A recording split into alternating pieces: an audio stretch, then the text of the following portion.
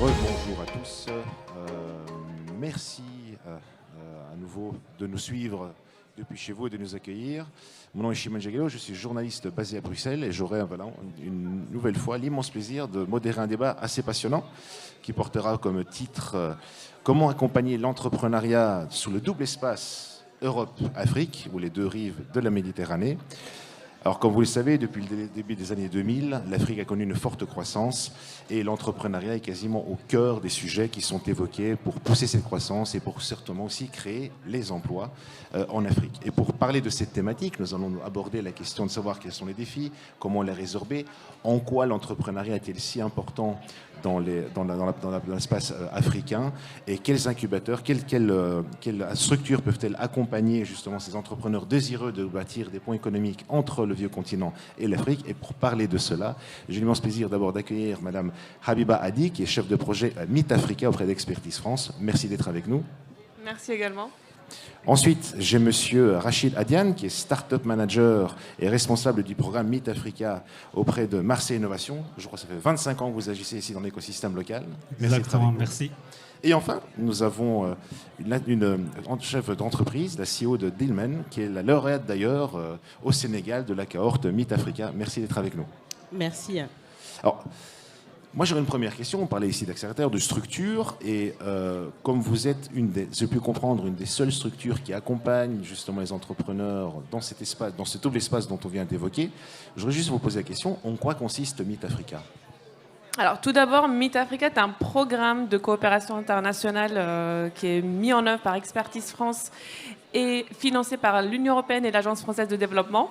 Donc ça, c'est la phrase protocolaire qui est obligatoire et que tout le monde doit avoir en tête. Et c'est un programme qui dure 3 ans, mais c'est un programme qui a commencé en 2016 avec une phase pilote qui a permis d'accompagner des entrepreneurs de la diaspora sur 6 pays, qui a permis d'accompagner 80 porteurs de projets qui avaient des entreprises très innovantes sur l'ensemble de ces 6 pays d'origine. Et à la suite de cela, on a fait un constat incroyable pour développer encore plus l'entrepreneuriat de la diaspora. Et notamment, le premier constat, c'est un besoin d'améliorer les outils d'information et d'orientation des entrepreneurs, de lisibiliser davantage le parcours d'accompagnement entre l'Europe et l'Afrique, et 3, d'apporter un financement d'amorçage. Et sur ces 3 constats qu'a été créé Meet Africa 2, qui est aujourd'hui un programme de 8,5 millions d'euros sur 3 ans, et qui a pour objectif d'un côté d'intervenir sur le côté macroéconomique en structurant l'écosystème de l'entrepreneuriat dans l'ensemble de ces 6 pays et entre l'Europe et l'Afrique. Et maintenant, on veut aller de plus en plus également dans une approche panafricaine sur la demande de nos entrepreneurs notamment. Ensuite, on intervient sur un volet un peu plus terrain pragmatique où on finance des incubateurs qui accompagnent nos entrepreneurs et ensuite on apporte également un financement d'amorçage à nos entrepreneurs. Et donc aujourd'hui, on a une dizaine de partenaires institutionnels avec lesquels on travaille dans l'ensemble des pays d'intervention, donc qui sont le Maroc, la Tunisie, la Côte d'Ivoire, le Mali, le Cameroun et le Sénégal. Et dans l'ensemble donc, de ces pays, on développe des partenariats avec des agences publiques, des ministères, notamment le ministère des Relations externes au Cameroun, ou la DPME au Sénégal, ou la DER au Sénégal également, la FIPA en Tunisie, la CGME au Maroc, etc. Ensuite, on finance une douzaine d'incubateurs comme Marseille Innovation pour assurer l'accompagnement de nos entrepreneurs. Et on a aujourd'hui 140 entrepreneurs de la diaspora qui sont en cours d'accompagnement et qui vont être financés par notre fonds d'amorçage. Donc vous pourrez d'ailleurs les rencontrer au salon aujourd'hui. Donc on en a quelques-uns qui sont présents dans la salle, mais également dans le salon. Et si vous voulez rencontrer tout le monde, c'est à 15h30 devant la carte de la métropole. Voilà, petite pub pour nos lauréats. Et donc aujourd'hui, c'est vraiment, on essaie de développer des actions très terrain dans l'ensemble des 6 pays où on travaille avec l'ensemble des acteurs de l'écosystème les incubateurs, les institutionnels, les associations qui travaillent sur l'entrepreneuriat pour les sensibiliser. Notamment au Cameroun, on a fait 2 jours d'ateliers avec les collectivités locales décentralisées pour les sensibiliser et faire du matchmaking pour nos entrepreneurs. Et on continue en fait à mettre en place ce type d'action pour structurer, en tout cas essayer de structurer et créer une dynamique qui va perdurer au-delà de Meet Africa pour pérenniser vraiment le fait que la diaspora a du potentiel d'investissement, mais également de transfert de savoir-faire. Et on a des projets très innovants au sein de Meet Africa. Donc on a des projets dans la deep tech, dans la fintech, également on a des projets développement de l'artisanat, de l'agroalimentaire. Donc on a vraiment plusieurs secteurs d'activité qui sont représentés. Dans la fintech, j'ai pu comprendre aussi, je crois que vous soutenez des projets. C'est pour ça que je vais me tourner vers vous, Madame Eriomi. Donc vous êtes CEO, vous avez créé Demlin, j'ai pu comprendre, qui est une fintech, justement une plateforme digitale qui se porte garante de porteurs de projets au Sénégal, c'est ça? Tout à fait. Donc pour résumer un petit peu, mon projet, ou en tout cas ma start-up, répond à 2 besoins. Le premier, c'est celui d'investisseurs à impact, c'est comme ça que je l'ai défini, qui sont basés ici, en France ou en Europe, et qui souhaitent en fait permettre à leur épargne d'être utilisée au service d'une cause qui leur est chère et qui est par défaut, on va dire, le développement du continent africain. Donc, il y a effectivement dans les investisseurs à impact ici des personnes de la diaspora, mais pas que, qui souhaitent en fait pouvoir avoir un outil qui leur permette d'avoir accès aux opportunités qui sont sélectionnées, qui sont mises en place sur une plateforme et qui puissent ensuite être suivies. Du coup, ma plateforme répond aussi à un autre besoin, c'est bien évidemment celui du financement des PME, qui sont les projets que je mets sur la plateforme.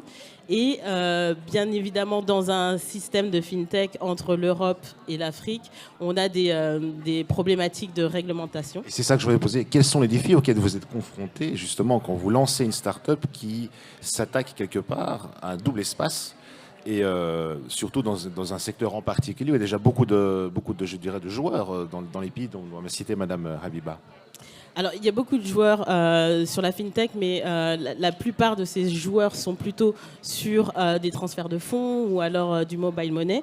Ce que je propose, c'est de pouvoir permettre à des personnes de financer des garanties, qui est un vrai problème pour la plupart des PME en Afrique. Et un des premiers challenges, bien évidemment, c'est la réglementation et l'obtention des agréments des 2 côtés, donc Europe et Afrique. L'autre sujet, c'est comme toutes les autres startups, c'est quel est justement le business model à mettre en place, les problématiques juridiques, comment on s'occupe de la communication sur un sujet comme ça. Et c'est dans cette démarche-là de mise en place de cette startup que j'ai choisi d'être candidate à Meet Africa. Parce que le programme répondait à mon besoin d'accompagnement sur les 2 espaces. Et bien évidemment, derrière, on a de l'investissement à impact. Et la chance que j'ai sur Meet Africa Sénégal, c'est d'être accompagné aussi par Make Sense, qui est un acteur très visible de l'accompagnement sur l'investissement à l'impact. Sur l'entrepreneuriat. Ici, Mme Ermi va parler justement de ces défis, notamment juridiques. Comment Meet Africa, sur l'aspect technique ici, essaye de résorber justement tous les points, les challenges que Mme Ermi vient de mentionner? Donc, comme vous l'avez évoqué, nous, à Marseille Innovation, on est un des 6 opérateurs partenaires de Meet Africa. Nous, on est présent à Marseille. On est présent depuis plus de 25 ans.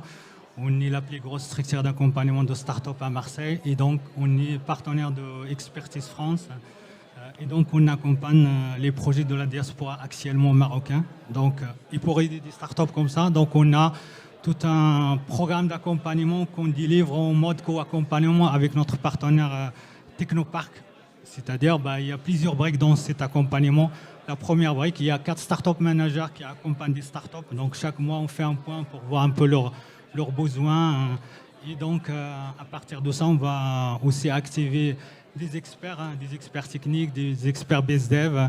Donc, on a une trentaine d'experts partenaires en Ça, France. c'est pour l'aspect de la construction, j'ai la co-construction avec, je dirais, les partenaires nord-africains dans ce contexte. Mais ma question était de plus savoir spécifiquement comment, suite au challenge ou les défis que vient de mentionner Nairobi, Meet Africa peut-elle aider à résorber justement ces défis auxquels elle fait face, notamment juridiques, réglementaires. Qu'est-ce que vous proposez pour l'aider dans cette...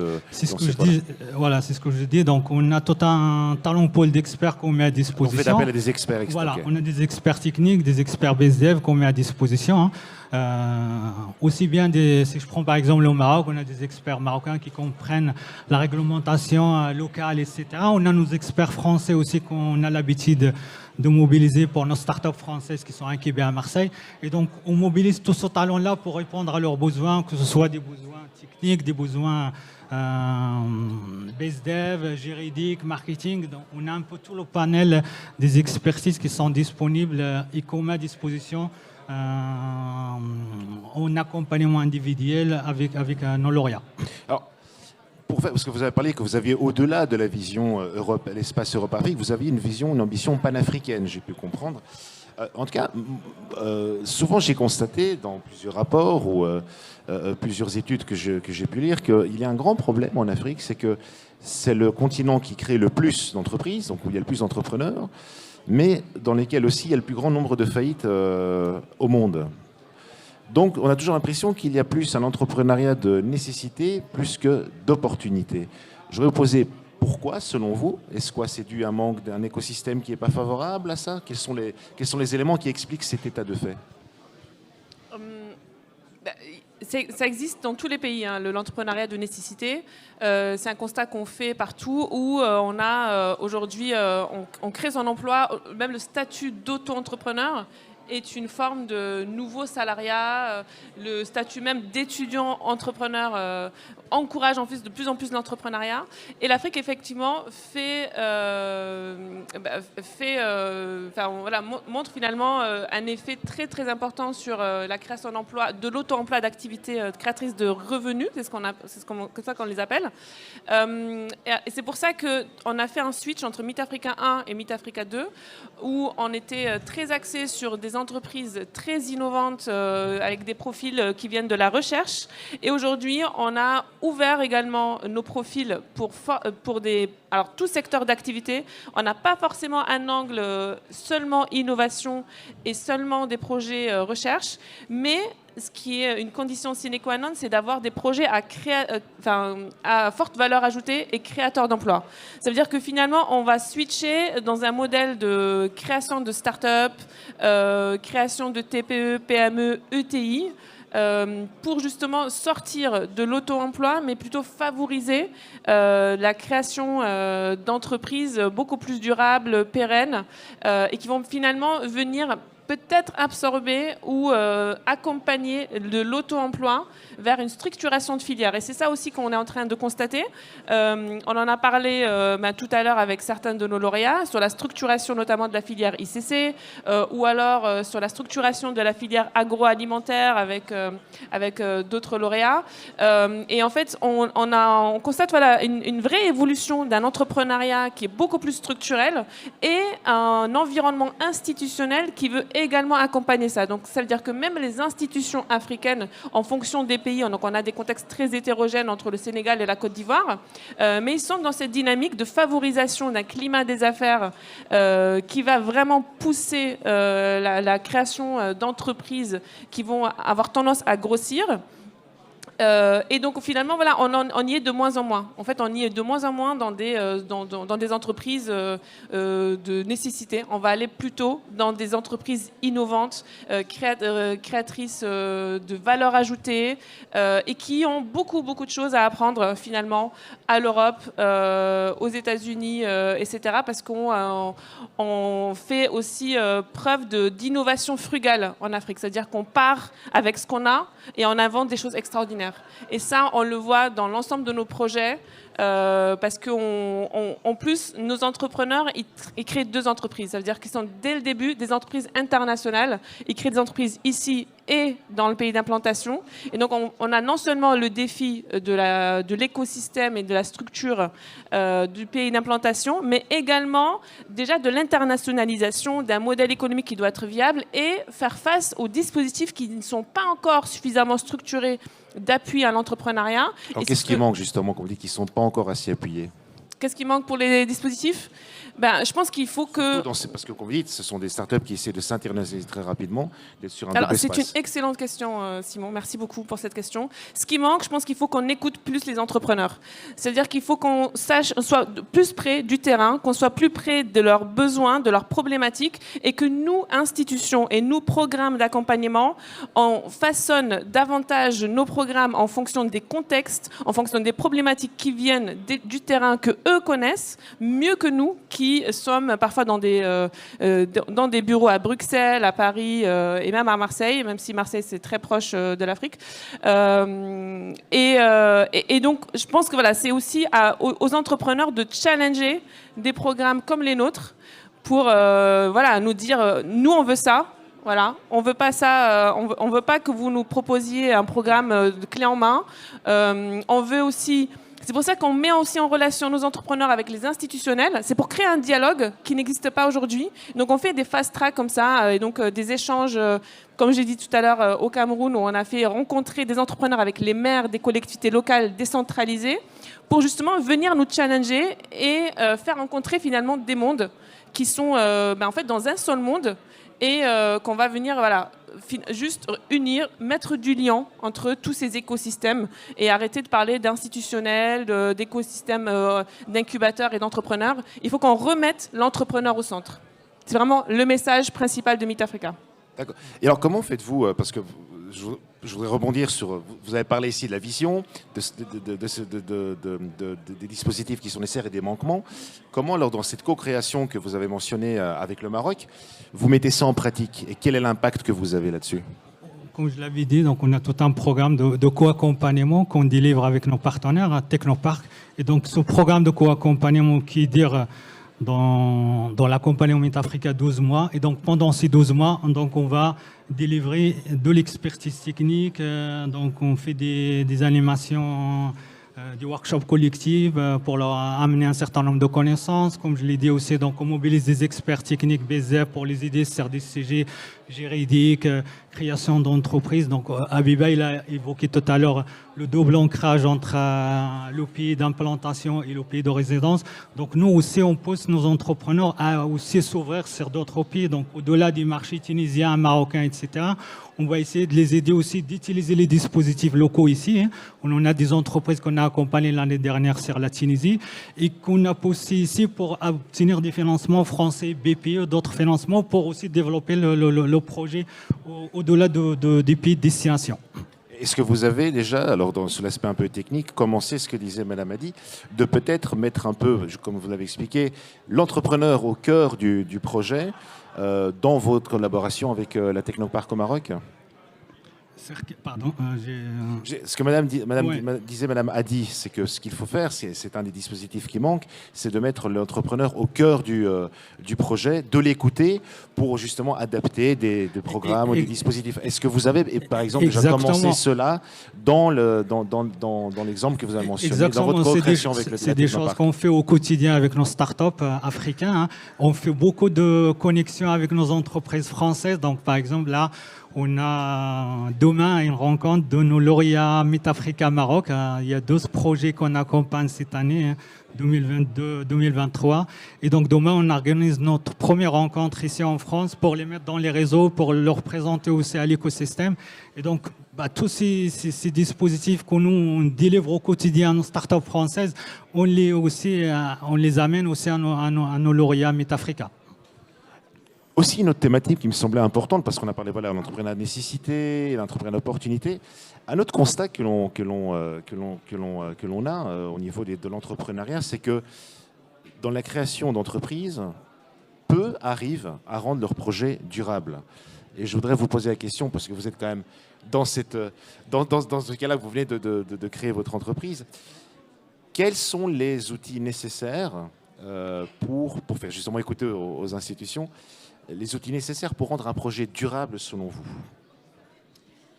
Alors, moi, je vais prêcher pour ma paroisse. En fait, via ma plateforme, l'idée, c'est de prendre le relais, on va dire, de tout ce qui est financement, notamment pour les PME. Pourquoi? Parce que aujourd'hui, les PME, qu'on appelle le missing middle ou le chaînon manquant, ce sont des entrepreneurs qui se sont lancés, qui sont arrivés à une certaine phase de maturation et pour passer à un autre niveau, ont besoin d'accéder à du financement qui leur est pour l'instant un peu fermé.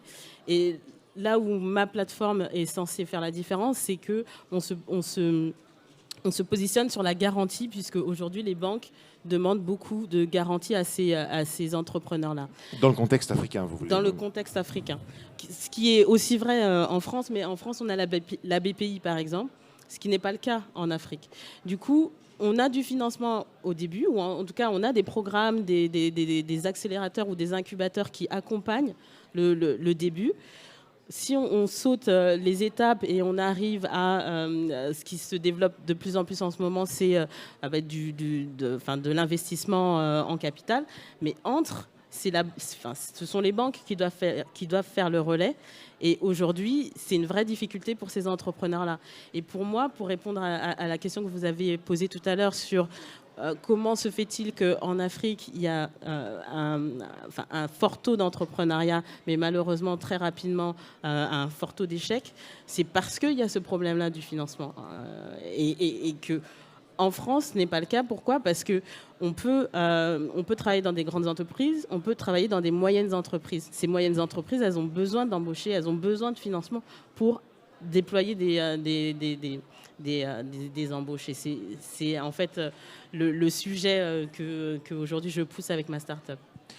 Donc, aussi, j'imagine que les emprunts avec des taux parfois exorbitants dans certains pays, je crois qu'on passe de 11 à 16 à 18% parfois. Alors, qu'est-ce qui serait nécessaire pour que les banques changent un peu, puissent prendre un peu plus de risques et octroyer des finances qui ne sont pas souvent normalement très très grandes? On ne parle pas de projets qui doivent, créer, comme on parlait, des médicaments là tout à l'heure dans la health-tech qui s'élèvent à des milliards d'euros. Qu'est-ce qu'il faudrait comme ingrédient pour changer, que les banques puissent apporter à ces PME ces garanties de durabilité quelque part, parce que c'est comme ça qu'elles pourraient s'autofinancer, et aussi ces PME qui seraient pourvoyeurs d'emplois, je crois même en grande partie. C'est une bonne question. Alors moi, pour la petite histoire, j'ai travaillé 13 ans sur les marchés financiers. C'est pour ça que je vais faire appel à votre expertise. Du coup, une banque, elle a besoin de se rassurer. Et aujourd'hui, en fait, en Afrique, le défi, c'est quel est le tiers de confiance qui va permettre d'accompagner, ou en tout cas de prendre du risque aux côtés de la banque. Même si la banque, bien évidemment, c'est son métier, c'est de financer, d'être rémunérée pour ce risque, mais elle a besoin de faire une lecture de ce qu'est le business, là où il veut aller. Et aujourd'hui, elle se base sur ce qu'on appelle la surcollatéralisation, c'est-à-dire elle demande à un entrepreneur de mettre sa maison en garantie, comme ça au moins on est sûr que l'entrepreneur, ou en tout cas le chef d'entreprise a ce qu'on appelle skin in the game, ou en tout cas a un intérêt important à rembourser. Si on place un tiers de confiance entre, ce qui est un peu le cas de ma start-up, ça permet en fait de démontrer qu'à un certain niveau d'échelle, il est possible de trouver une solution qui soit moins coûteuse pour tout un chacun, de développer les stratégies de financement des PME, parce que les banques s'affichent comme ça, elles veulent financer de plus en plus de PME, mais le problème c'est qui est prêt à soutenir une banque également, parce que bien évidemment elle a des règles prudentielles à suivre, etc. L'idée de Demlen, c'est de mettre en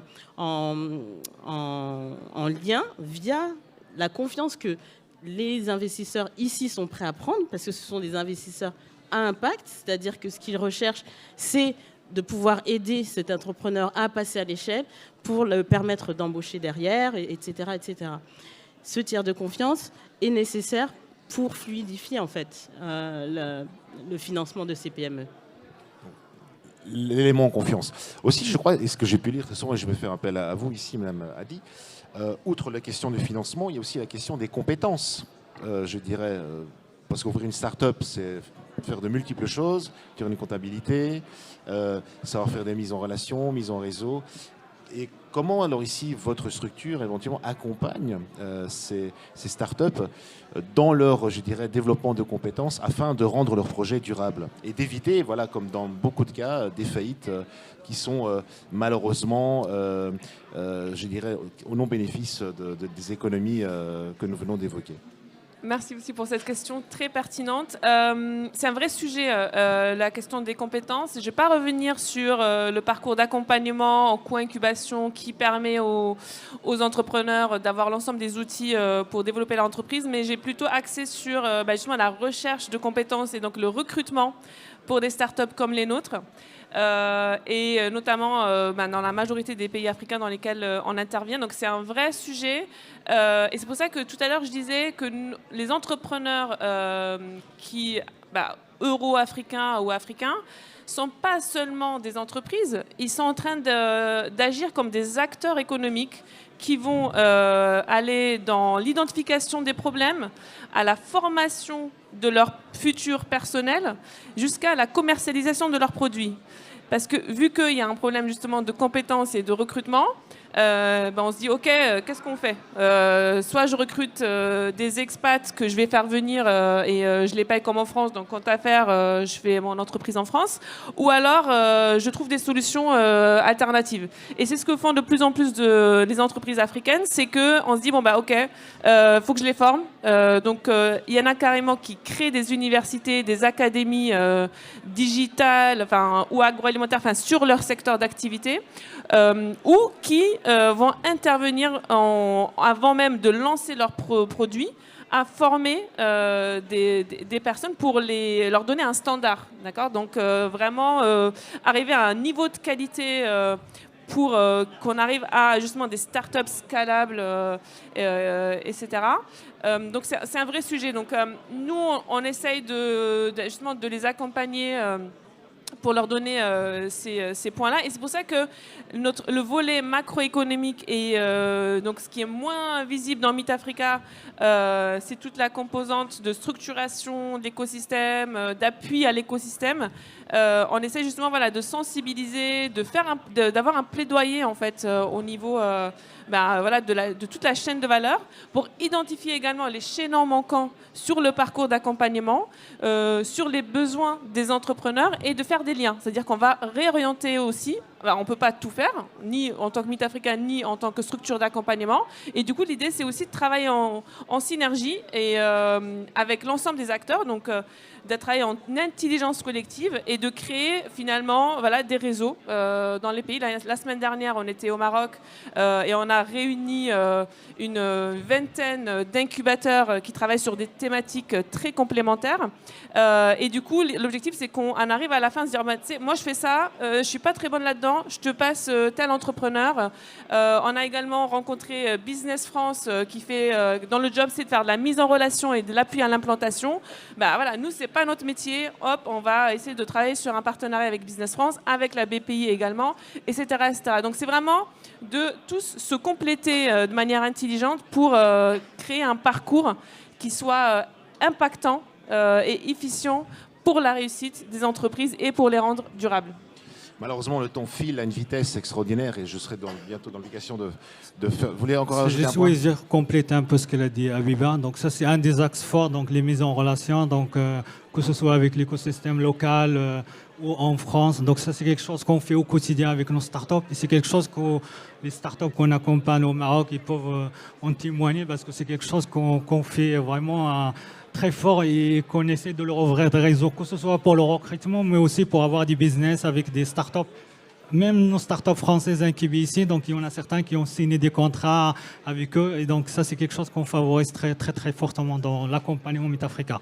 Écoutez, c'est sur ça que je vais clôturer alors ce débat. Merci en tout cas pour vos interventions. On aura compris, la question du financement est un point important pour toute start-up qui voudrait s'internationaliser dans ces doubles espaces Europe-Afrique. La question des compétences que vous avez mentionnées.